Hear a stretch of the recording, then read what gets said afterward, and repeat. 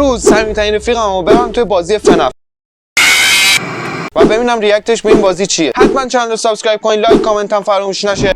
خب الان همه چی الان فهمیدی. من الان همه چی رو فهمیدم. دروغ میگی، به خدا دروغ میگی.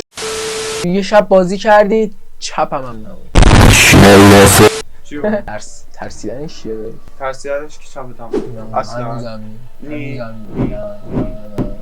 بچه چنل ساب کنید ببینیم آرش میخواد چی کار کنه دیگه. ساب کنید بریم استارت کنیم کارو. 12 شب نایت 2. تا حالا تو عمرم دوربین چک نکردم. به تخمم اینم داداشمه، به تخم اونم هست. ستاشونم دارن میدن تو این زمونه. آره قشنگ معلومه میخوام با شبیخون وارد شم.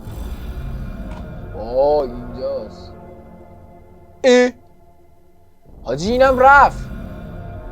اینم اینجاست. اول این چرا اینجاست؟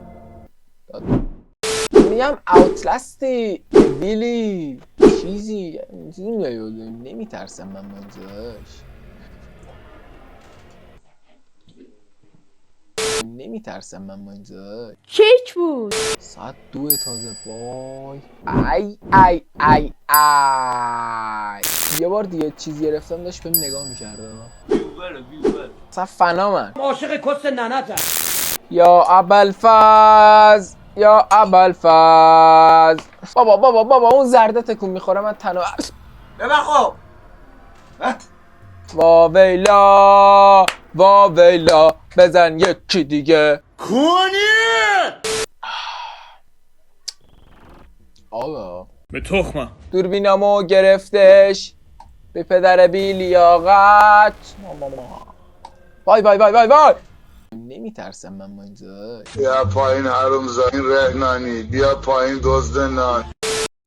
آمریکای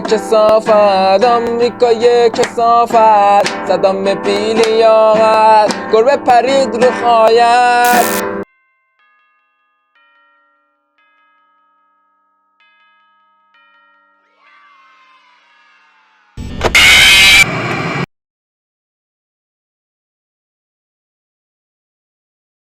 من کاپرا واقعا روانی شدم سر این باز. جوری که گفتم ای تو گاییدم وای.